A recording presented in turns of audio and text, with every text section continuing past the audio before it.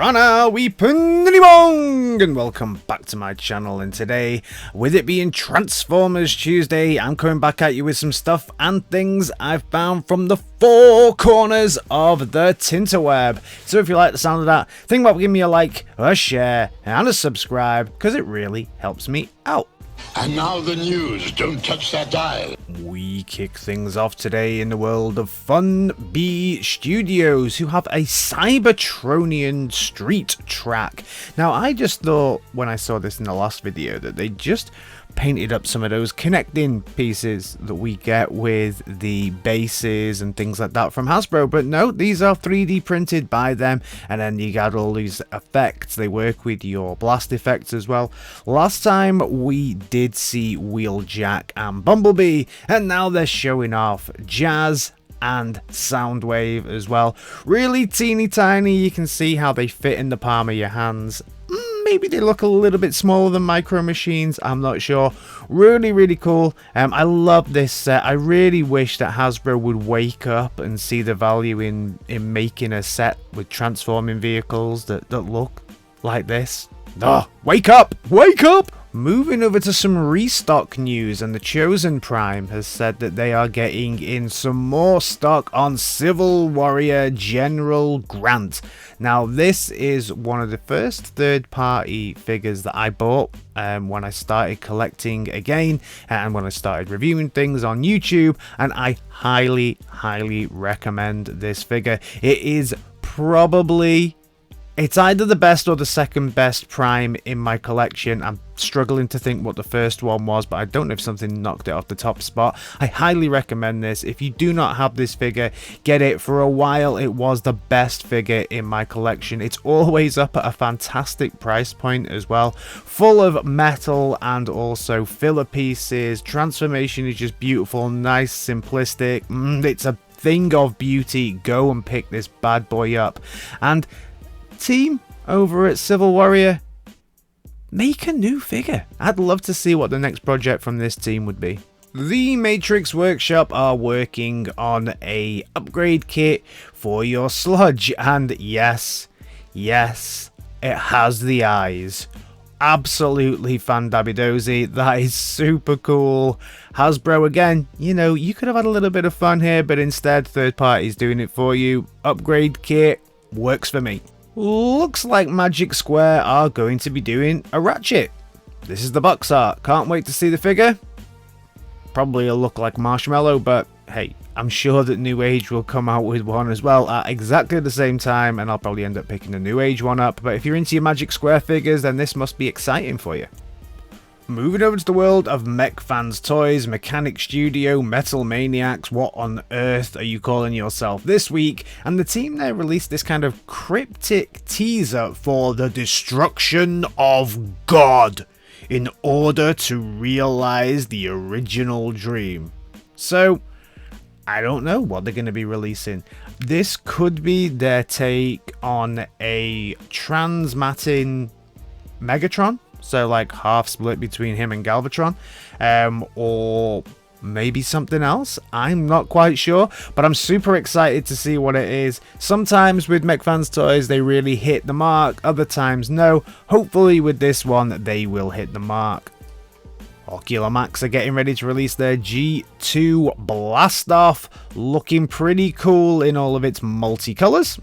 Fanstoys Fort Max Heed is starting to show up all over the place, and if you want to know what battery it is, that's the one. Always good to get some foresight onto the batteries, because usually they just pop up and you're like, I don't even have this battery. What is this battery? I need to order a new battery. Just everybody please start using the same battery. Last week we also saw a video of the chest gimmick in action. Now obviously there's some kind of spring in there, and that spring potentially doesn't help the figure itself, because pop goes the weasel. Oh dear. Now I actually have another Fort Max, a smaller one than this, and it does the same thing. What a shame. Yeah, hopefully it won't impact the figure too much, but it is worth seeing. These spring mechanisms always kind of do these kind of things. And then also, if you are interested in picking up Fanstoys figures, then they've given you a handy little guide here where the best retailers are for you. The only one I would say stay away from on this is TFS Express. They are bad. Very, very bad. Vectron Labs also did another announcement where they're now talking about the size of the bucket, and they're going to tell us more soon. Test shots are going to be coming this week. Still don't know if this is real or if it's not real.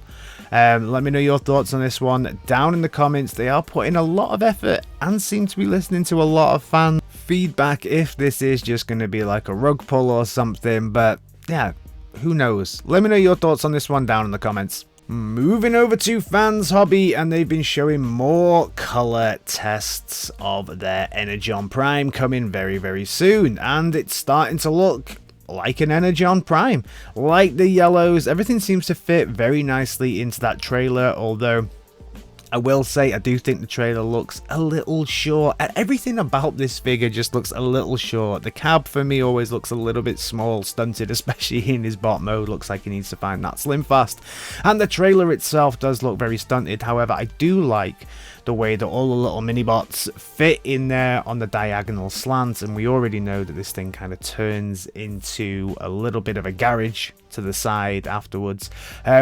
It's an okay looking figure. It's not at all for my collection. I'm not a big Energon fan at all, although I do really like the animation during the series. It just never did anything for me story wise.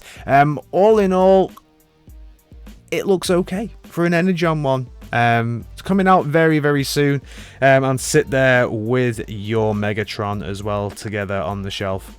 Nice. Next up, we move over to the world of Trumpeter, and they're going to be having another one of their little model kits with a stand that you kind of snap together. They did one of these for Cliffjumper and Bumblebee not so long ago, but now they've got a Bumblebee version of Arcee. Looking cool, looking nice, doesn't transform. I do quite like the way that the head seems to be almost like a classic version of Arcee mixed with the other Arcee as well, so that's quite an interesting thing, but none of this really, you know, sets my fire alight. Let me know your thoughts on this one down in the comments. We also got a video from Super7. They are going to be releasing another big, and emphasis on big here, Optimus Prime.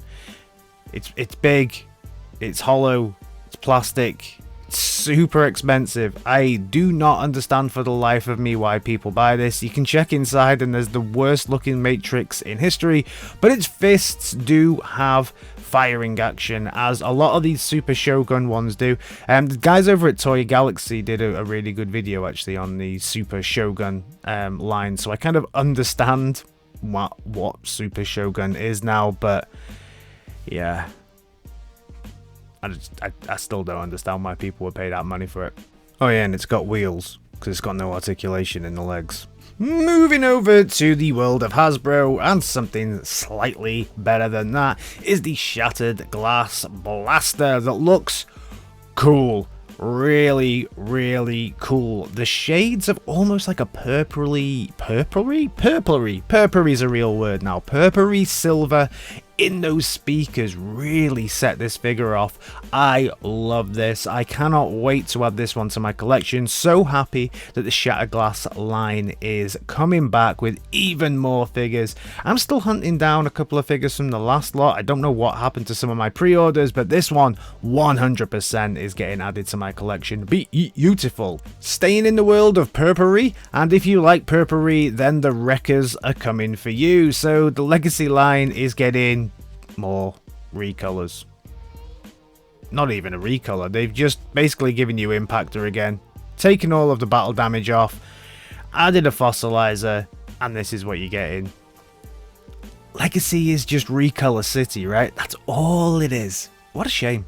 And we saw a bit of a fuzzy image, but now we get a much clearer image, and it's true, it's really, really true. Trailbreaker is coming from a Masterpiece Collection standpoint. So we can now get a much clearer visibility on the face there, and yeah, it's a bit derpy in it. It's not great. I'm not a fan of this at all. I think that it really does look a little bit cheap, in all honesty. And as we move down to the chest, it doesn't do itself any favors there either. The legs look okay, but he looks really top heavy, and like he's got a bit of a trailblazer gut. The alt mode just looks okay. I mean, just that silver on the front, just where's the color for the lights? Where's the, you know, the plastic insert to give him yellow lights on the front, or just something? I mean, the level of detail that is put into that alt mode just looks like it's a deluxe or a Voyager figure. Sad is how this makes me feel. Very sad. Something that does make me happy and makes me really want to go over to China is this. Very soon there's going to be a Transformers themed restaurant in China. Cool. Let me know your thoughts on what they are going to serve on the menu. So that is everything from me on this Transformers Tuesday. As always, let me know your thoughts on everything down in the comments. We are marching our way to 5k. We just moved past 4.9k, so thank you all so much for your support. Once we hit that magic 5k mark, I will once again do a live stream. We can get together, have a few beers and celebrate. But until then, I'll see you in my next video. Alright team, in a bit. Peace!